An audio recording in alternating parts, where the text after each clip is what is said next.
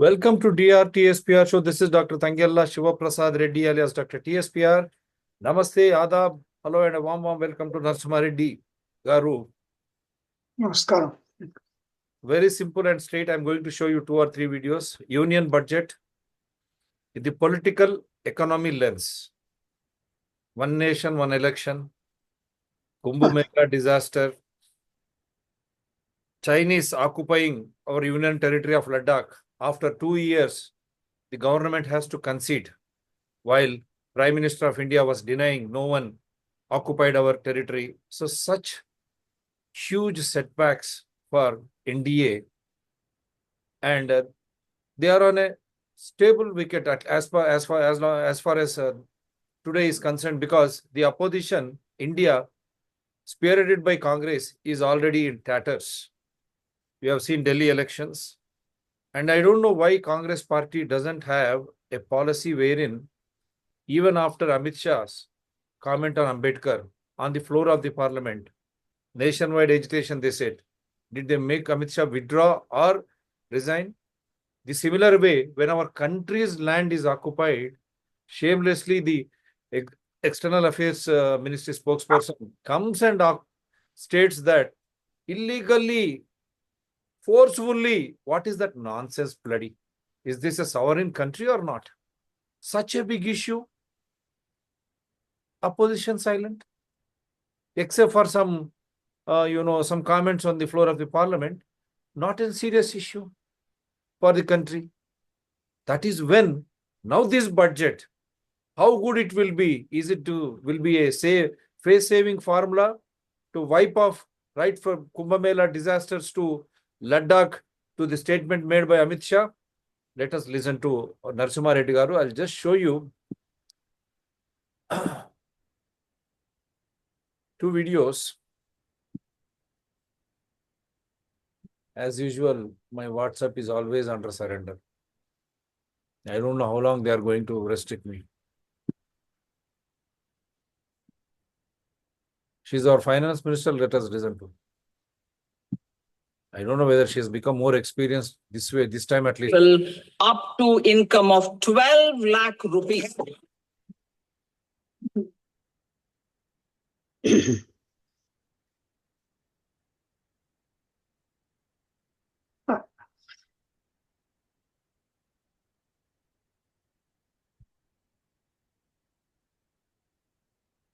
Something to cheer for BJP after Kumbh Mela, Ladakh, Chinese occupation, and Amit Shah statement. Why Modi, man? He's a public servant. I don't understand.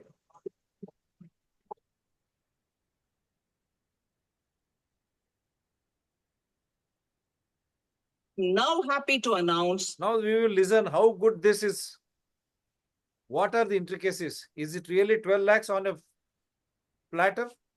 12 lakhs exemptions, but that means if I am earning 12 lakhs, whether it is a cumulative income or profit or what it is, the tax,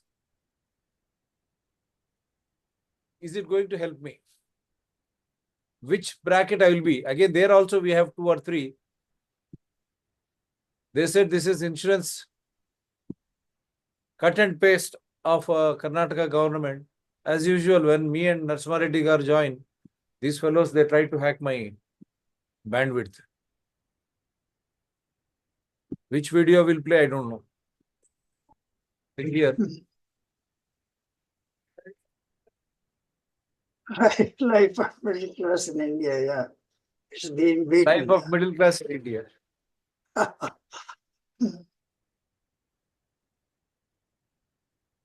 I hope BJP MPs will understand. And Congress also has to take the lead. Even Congress is a culprit, waving off lakhs of crores of rupees for corporates. Nothing for farmers or students or women workers, or for education, health, for employment generation. The same thing BJP is following. So I'm just showing this because our expert will help us out. This is what it is ultimately.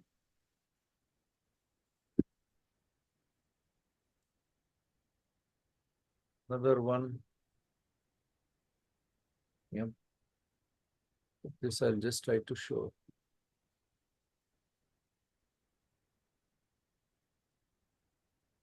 No, there is another one for salaried class. I am unable to open it in this. Let me just see here if I can. Yes, sir. Now you can start commenting, sir. Okay. Thank you for inviting me because already the budget was presented on first and much water has flown because there's wide kind of debate and discussion and some celebrations across, because those who feel that they are the middle class, they are celebrating. But I think what I would do is that's exactly, I will not get into the nitty gritty of what perhaps she has said, but I try to present as to how we understand the budget, which is supposed to be the one that is trying to lay the foundation. That's according to the government. Foundation for what they're talking about, Nikshit Viksit Bharat, and how India would become a developed country by 2047. I think most of the things now, they preface it with that expression that we have to move towards that of developed country by 47, and therefore whatever we do now is a foundation for that. How do we look at, let's say, I would just like to look at the broad framework through which we understand this path, because it's very important for us now to begin this right now itself,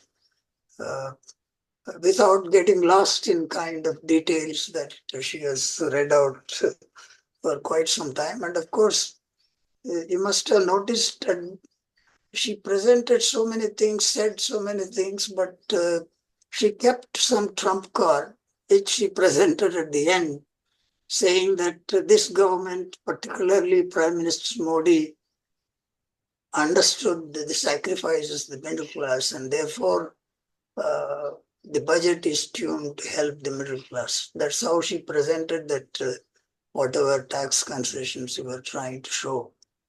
And that perhaps is the one which captured the imagination of everybody around. And now, even now, there is not a single channel which has, let's say, looked at what is the implication of this.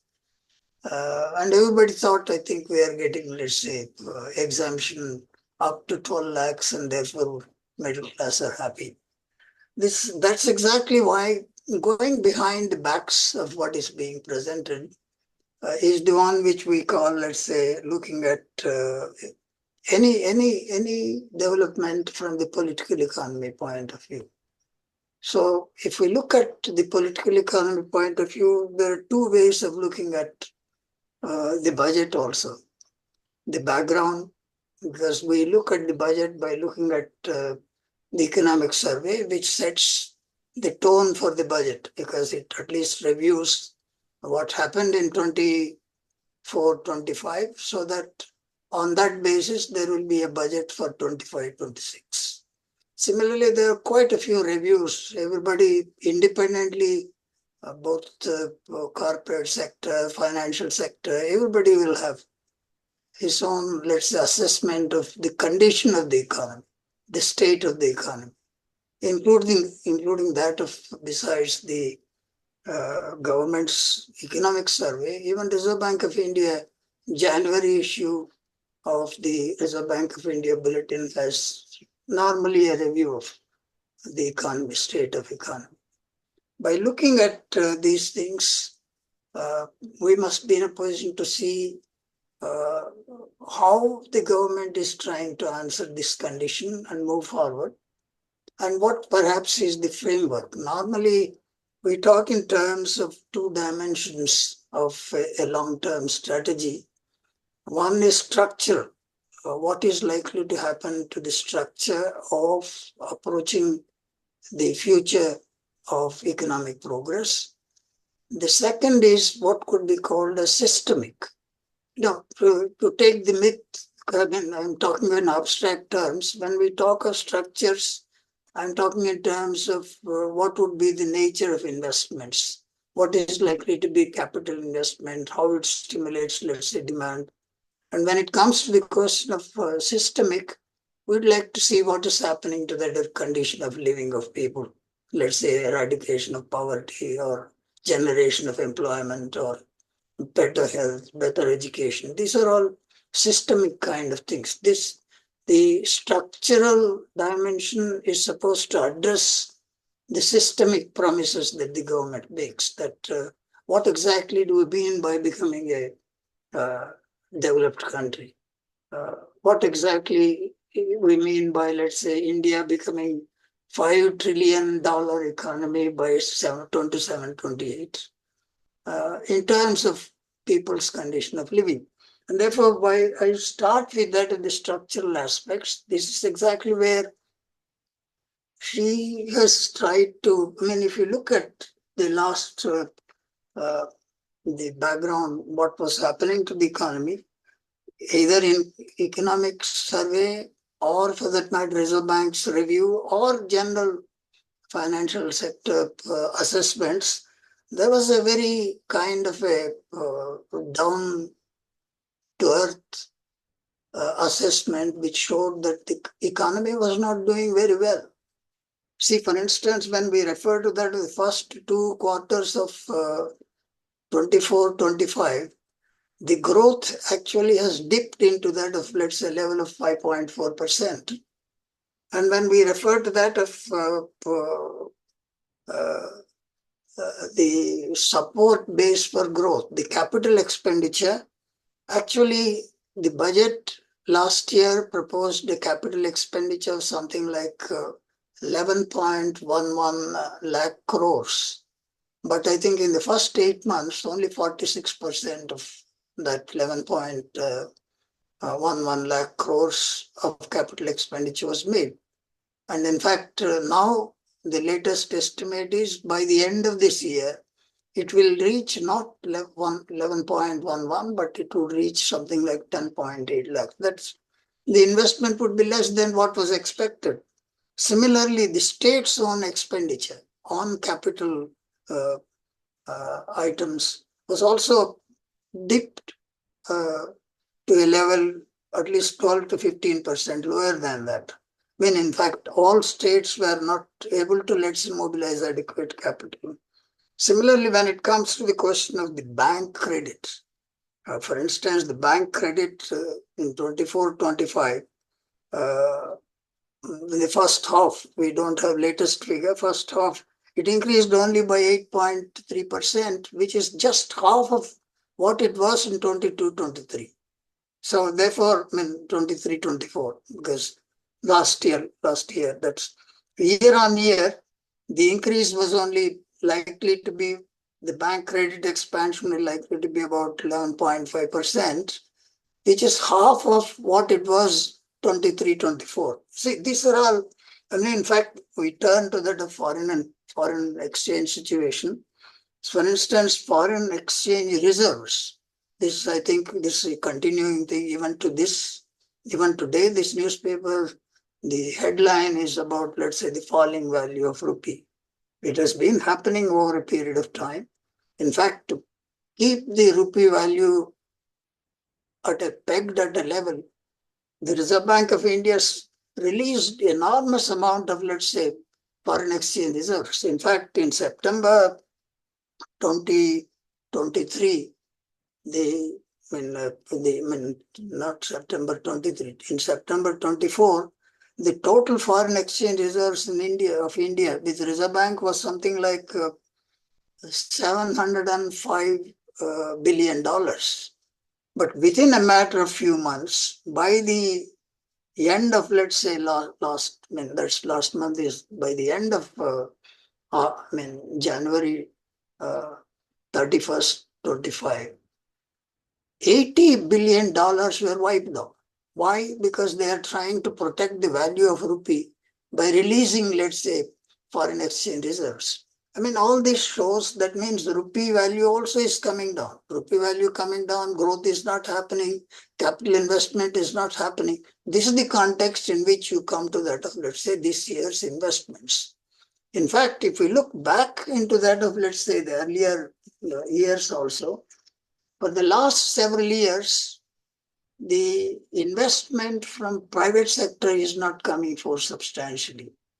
Much of the investment to keep the growth at 6% or 6% to 7% was done through that of capital expenditure. Much of it went to that of, let's say, infrastructure expenditure, which meant that huge infrastructure, particularly roads and, let's say, bridges, didn't even create jobs. That's why you have growth, but not much of expansion of employment as well.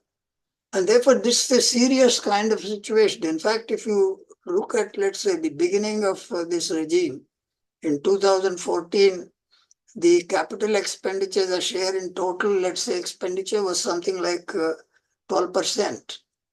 88% came from that of, let's say, revenue expenditure, which generates quite a bit of, let's say, consumption expenditure. That is, I think, the demand. The demand is, let's say, sagging. In fact, the latest figure for the last year, 24-25, it's, I think, a revised estimate is almost 22% of the total expenditure is capital expenditure. Well, anyway, let me come out of it. What I'm trying to say is that there was lack of demand, public demand, because the wages were stagnant, the incomes did not increase, the employment was not expanding. Therefore, the total public demand was, let's say, very, very low. And therefore, to push the growth, the government had to borrow and, let's say, invest in the capital expenditure, mostly infrastructure expenditure. I mean, this is unsustainable because, that people buy the growth. If you say 6%, there is no increase in income, no increase in, let's say, employment, etc. And the public demand doesn't expand, there is not likely to be, the production is likely to be unsustained, largely because the private capital is not incentivized. They will not invest. It's not that they don't have resources. If we say that bank credit is not expanding, there is no demand from the private sector to invest. So therefore, one of the major strategies of this particular budget is how to stimulate private expenditure. If you have to stimulate private expenditure, you have to stimulate demand. If you have to stimulate public demand, you have to put money into the hands of people. This is exactly, they have come around to that of the strategy. What they are referring to, that their strategy is that, let's say, there is a lot of discontentment among middle class. There is no rise in incomes, but higher inflation. Therefore, purchasing capacity was less. And therefore, there is not adequate demand. Therefore, private investment was not coming. It is in this context they have designed a strategy of, let's say, pumping in money into the hands of, let's say, middle class. Let's see that now that we know that they have strategized to put money into the hands of what they are calling as middle class. And it's also said because of reduction in tax, rearranging of slabs and also reduction of tax rates, the exemptions go up to the 12 lakhs per year. And therefore, people who earn up to 12 lakhs or let's say 12.75 lakhs need not pay income tax. This is the middle class. And therefore, they're expecting this 1 lakh would immediately convert itself into that purchasing power. The disposable income of people would increase, the aggregate demand would increase, and therefore private investment would come. This is the strategy. But the question is it that simple? I mean, in fact, we have seen now, even yesterday, the finance minister in an interview was telling that it was the prime minister who insisted that you should cut the taxes. And we had to do a lot of persuading of bureaucracy. Ultimately, they have come round. But what is this? This is exactly the political economy dimension comes in. What I think you have put, let's say, let me also, what is this middle class? How many people are paying taxes by, let's say, uh, tax exemptions going to that of 12 lakh rupees per year? Who are the people who are likely to gain? What is the size of this group, which we are calling as middle class? If you look at the filing of income tax last year, 24, that means the filing for 24, 23, 24, the total income tax filed was by 80 million people. That means 8 crore people filed income tax. But it does mean that 8 crore people paid income tax. They have not filed returns, but they have filed income tax. What does it mean? Most of the time, you have let's say 2 lakhs, 3 lakhs in bank deposits, and most of the banks are now required to, let's say, do TDS, tax deduction at source. Indiscriminately, they deduct any income that earns interest that is deducted, that the rate of some minimum tax rate 10%. So there are huge number of people with lower income, those even salaried people with 50,000, or old people who have saved some money, kept it in a bank as FD, who earn, let's say, about 4 or 5 lakhs at the most, or that's the highest level they earn interest. All this is deducted. So if you have to get back, that's why you are not in the tax bracket, but you have to get back your TDS, you have to file the returns.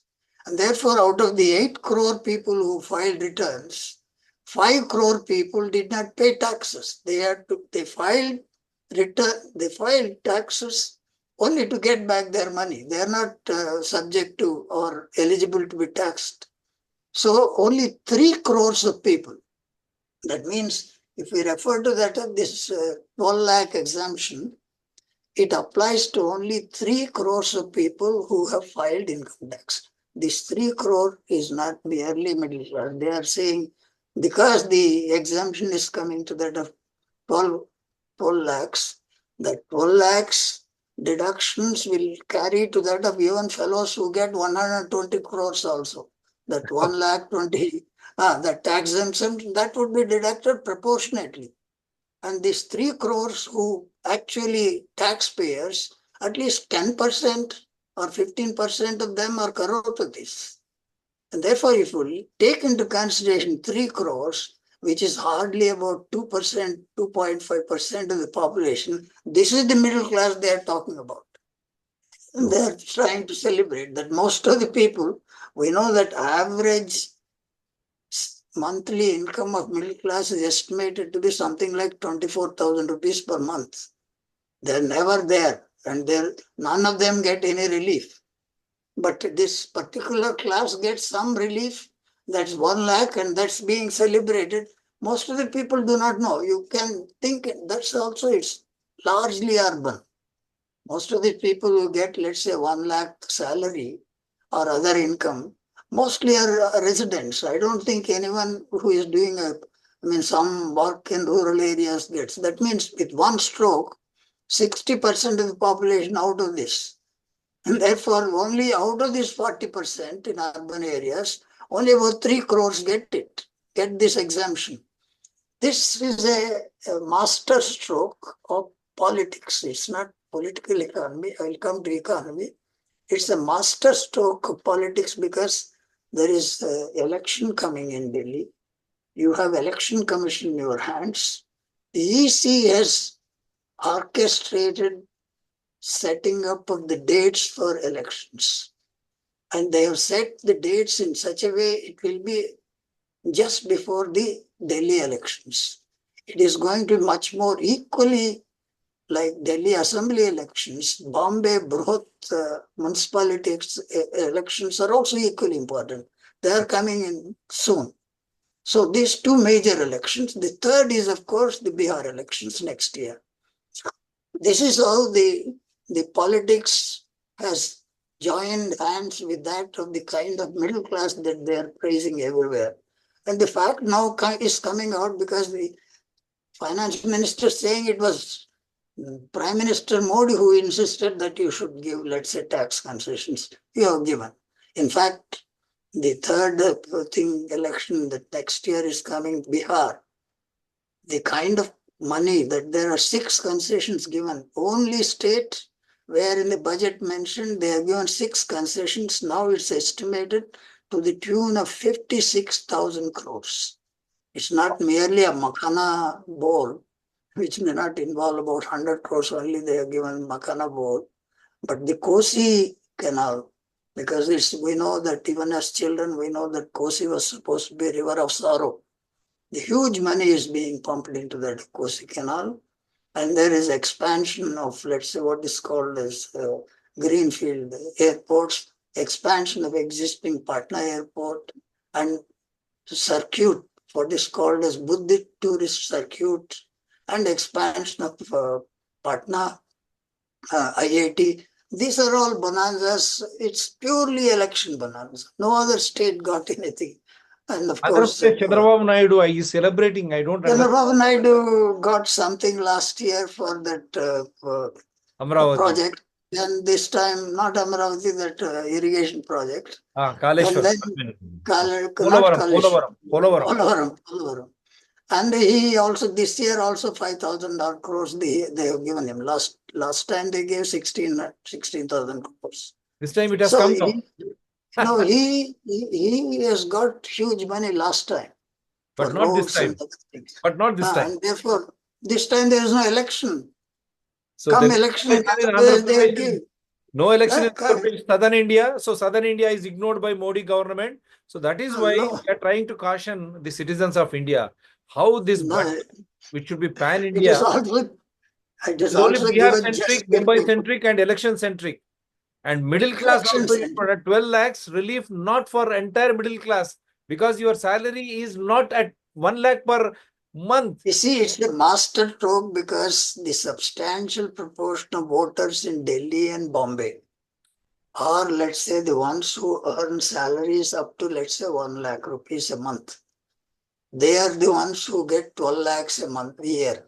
They are the ones who get this exemption. Therefore, they will go and vote. That's the strategy. And so, entire municipal corporation in Bombay and the Delhi thing, and then 56,000 crores to Bihar. This is settled. This is the strategy. The second one, when it comes to the question of, let's say, the dependence on, let's say, the structurally, this is one part of the whole thing. But when it comes to the question of investments, the entire strategy is now continuation of what perhaps started in 91. We used to talk in terms of structural adjustment program. This is what I was referring to as structural aspect. This is shifting entire burden of, let's say, the development that they're talking in terms of increasingly to the private sector. Increasingly, because, if you say that the economic survey and also the madam, when she presented the budget, there was a repeated reference to that of regulatory reforms. What is regulatory reforms? That it simply means reducing. In fact, they openly said, get out of the way. That means they are saying the government or state should get out of the way. Leave it to the market. This is the slogan. That it is, I think, a push was started. We saw a neoliberal kind of regime where they increasingly shifted the responsibility of growth to that of the role of, let's say, markets. And therefore, the push is increasingly to the market. In fact, in this line, you would find quite a bit of, let's say, emphasis on, let's say, the kind of things that is said. It is talks in terms of light touch regulatory mechanism, decriminalization of all legal restrictions. That means even people who are financially misappropriating, you should be very kind to them, because private sector is supposed to make mistakes.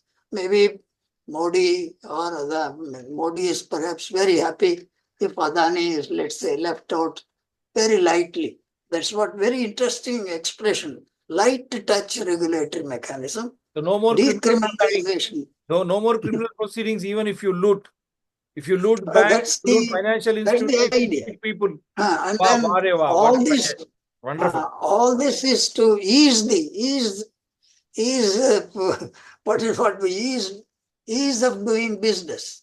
Yeah. So you would allow them to do and make perhaps some mistakes, but therefore you should not punish them. You should be light touch. And this is the kind of roadmap. This is what we call structural roadmap, which is essentially pushing the economy to an extreme level of liberalization. That leave increasingly to that. This is where you talk in terms of, let's say, the finance minister is trying to reduce fiscal deficit from this year. It's estimated to be something like 4.8% of the GDP. She has budgeted that it would be reduced to that of 4.4. The idea is that government will not borrow to invest.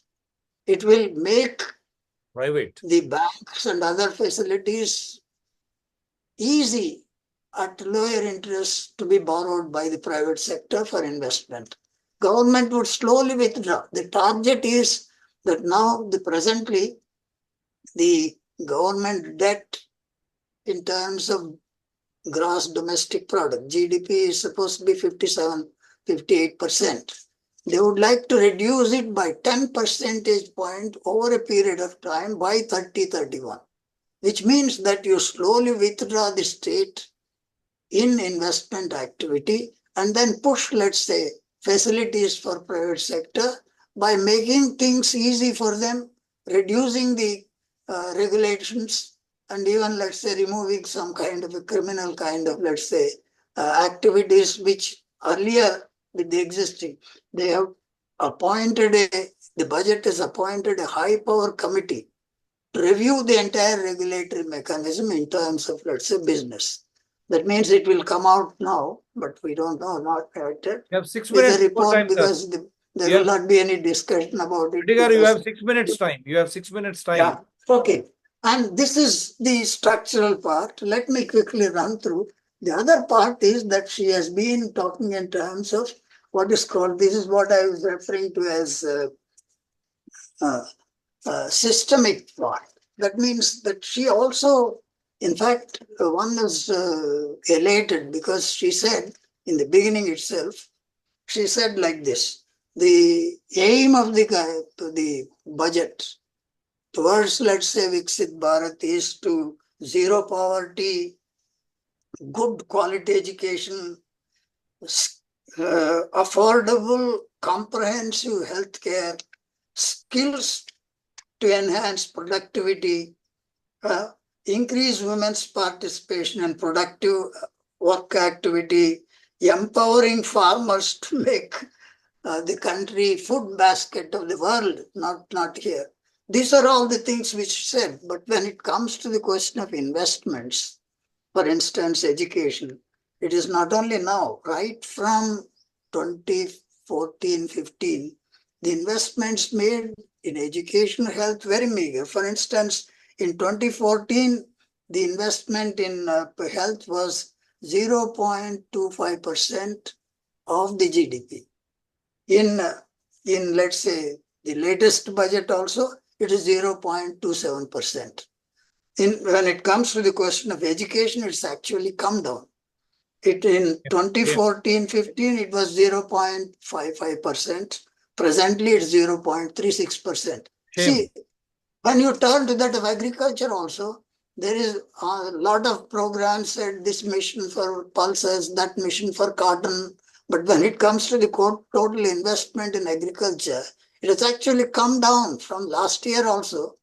They did not spend as much as this. They allocated something like 2.75 lakh crores, but they did not spend all that. This year, actually, it is cut down to that of 2.17 kind of lakh crores for agriculture. So you talk of quality education, health, talk of the granary of the world, India becoming food basket of the world, but the allocations are so meager. Only slogans are there like missions for pulses. We know that it's a 6-year mission, not even 1 year, 2 years. And similarly for cotton, it appears improving cotton. People are demanding, the major demand of agriculture is a quality production part. 23 commodities, they want minimum support price. They themselves would produce more pulses, produce quality cotton. You are not giving that. In fact, interestingly, in the pulses, in the 6-year program, it is mentioned that for 4 years, after improving the pulse quality seeds, they will buy from the farmer. They don't say minimum price. They will buy, it appears, for 4 years. After 4 years, what happens? If you do not provide kind of demands, there are people on hunger strike unto death, and you don't even address what they are demanding. You give something like, let's say, just decorative kind of things, one mission for pulses, another mission for cotton, but you don't buy cotton. You know that within neighboring, don't have to go to Punjab, in Telangana, the groundnuts this year is a bumper crop, there is no MSP. Cotton is a bumper crop, no MSP. There is, let's say, pulses, kandipapu, there is no MSP. They're all, let's say, depressed. Mirch, it's half the price of MSP. So you leave these things like this and say that you will become food basket of the world. It is totally misleading. Therefore, this systematically, you are trying to push everything to market economy, and systematically you are not putting any money into that of human beings and health, education, and other facilities. It is, I think, an indicative of which path we are going. Cheating people by bamboozling by middle class, a 3 crore middle class, that too, and at the time of election, you want to encash on that. That is the purpose, and therefore I don't want to say anything more on this. Both structurally and systemically, the kind of proposals made in the budget is to the advantage of the government. I don't know how much people would gain. Thank you very much. Wonderful presentation. More amounts for defense, more amounts for home affairs. That means, is India going to be a police state? This is what everyone is thinking about. No improvement. They have reduced investments for agriculture, education, and health, and even IT and all those urban development also, it has literally come down. So that means, are we going to be a police state? And you have seen Election Commission of India, shamelessly, it is again not at all independent. The appointment of commissioners is by Prime Minister, Cabinet Minister, and opposition leader. The opposition, Rahul Gandhi and Congress Party, we do not know, because they are all held up in Deccan Herald cases and all. Milli Bhagawat, is it what I would like to say? And everyone, we invite everyone to participate in our show. My number is 9440465339. We invite you, you come and participate, you come with evidences, we will discuss. Is it not decide that middle classes who are getting only 1 lakh salary or above, they are going to get the benefits of 12 lakhs income tax exemption? That means aiming at Delhi, Mumbai elections, and with huge investments for Bihar, Southern India, Mr. Nara Chandrababu Naidu, you are supporting. You have a lot to say to the people of Southern India and all the political parties in Southern India caught in bribery charges. They are doing no good service to Southern India. Once again, Vikasit Bharat is only election oriented, not public people oriented, India or Mera Bharat oriented. Thank you very much. Do support DRTSPR channel.